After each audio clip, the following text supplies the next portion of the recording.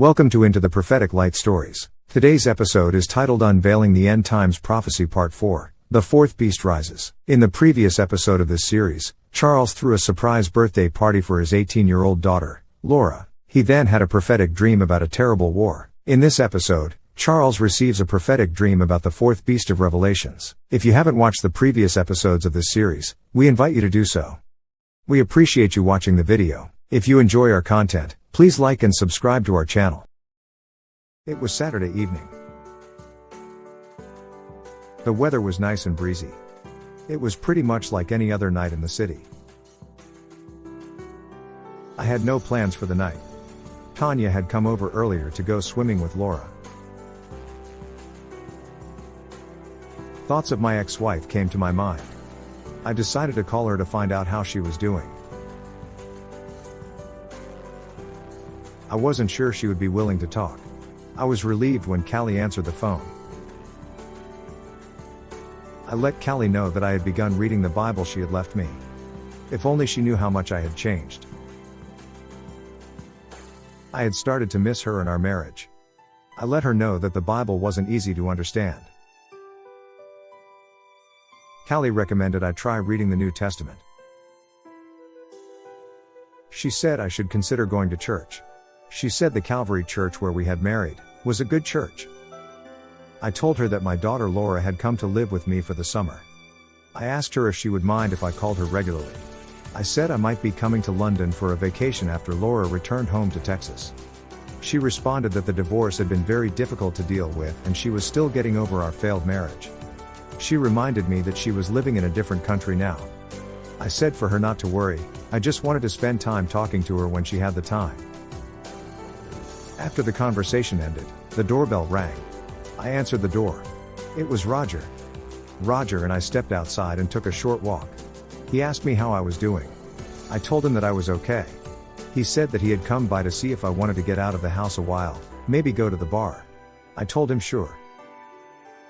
So after I let Laura know that I was leaving for a little while with Roger, Roger called for a driver to pick us up. Once at the bar, I asked Roger how things were going for him and Jen. Roger said that Jen was doing well and so was he. He let me know that he still missed his ex-wife, Melissa. He said that their children who were grown now, did not want to speak to him much when he called. He said that he had slowed down his drinking habits now. I told Roger that that was excellent news. We both knew that though he wasn't an alcoholic, he'd had problems with being a heavy drinker in the past. I then mentioned that I had spoken to Callie just moments before he had come by. Roger asked me how that conversation went. I told him that Callie had told me that she was still getting over the marriage and divorce. Roger said that he could see that since Laura had come into my life, I had changed. He said that he could see that I was a lot more settled now. I mentioned that it was strange that we'd both changed after our marriage was over. We left the club about 2 hours later. Laura looked at me as I entered the house. She was sitting down in the living room watching TV. I felt a little intoxicated and went straight to bed. That night I had my third prophetic dream. I was walking in a park. Many people were walking about. I looked at my clothes. They were faded and worn. My shoes looked bad. I considered my shabby appearance. I wondered why I looked poor. I decided to check my finances. I pulled out my phone and logged into each of my accounts. All of my bank statements showed my accounts at zero. I felt worried. I checked my stock portfolio. My stock balance stayed at zero. I felt as if something was horribly wrong. I saw Roger walking in the distance. I called to him. Roger stopped, turned around, and looked at me. I rushed towards him. I told him I needed to find out what the hell had happened to all of my money. He said that his bank accounts were also empty. He said that we both had somehow been robbed of everything. We were both angry. Other people walking in the park were checking and becoming upset about their finances too. I heard someone shout to get ready. The police were on the way to start locking people up. Suddenly there was a commotion up ahead. A bunch of peacekeeper policemen began gathering people together. They started capturing and handcuffing people for no reason. They handcuffed Roger and me and shoved us into one of the vehicles. We were being driven somewhere far away with other people from the park.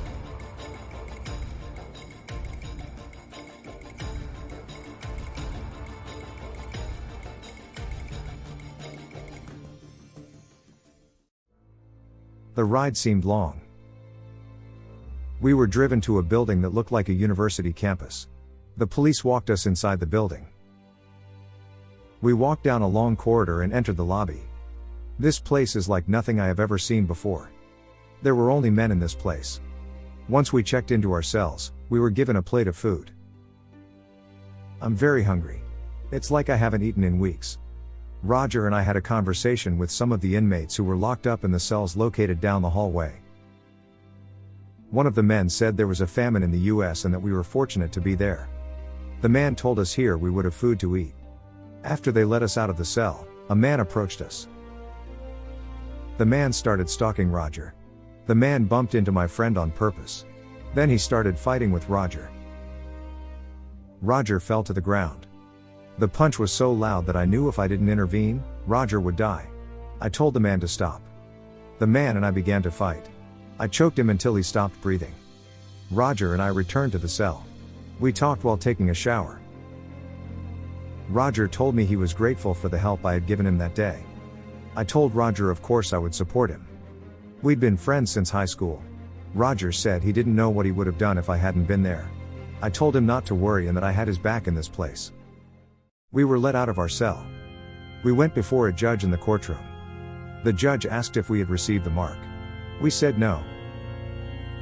She said that we needed to take the miracle serum so we could be released from the prison and regain access to our financial holdings. One of the guards came over with a tray of capped syringes. Roger was about to accept it. I remembered having read in the Bible the importance of not accepting it under any circumstances. I told Roger not to accept it, and that if he did, he would be tormented in hell. Roger then refused to accept the mark. The woman sighed and told us to follow the guards. The guards took us up and covered our heads with head drabs. We were then told to walk up a stairwell and to bend forward. I shouted no. Let us go. I felt something touch my arm. I opened my eyes. Laura was sitting in bed next to me. She asked me what I had dreamed about this time. I felt shaken. I realized I'd received a prophetic dream. I told Laura that I was sorry if I had awakened her. Laura listened as I explained my dream to her. We embraced. I then told her that I believed I'd had my third prophetic dream. She agreed. She told me that she wanted to continue living with me after the summer and to enroll in one of the colleges in New York. I felt glad that Laura would continue living with me now. She said she wanted to go and visit with her sister, brother, mom, and stepfather before the college semester began for a couple of weeks. I let her know that would be no problem. Laura said, "Thank you," and kissed me on my forehead. As she began to leave, I got up, walked over, and we embraced again. I was so happy.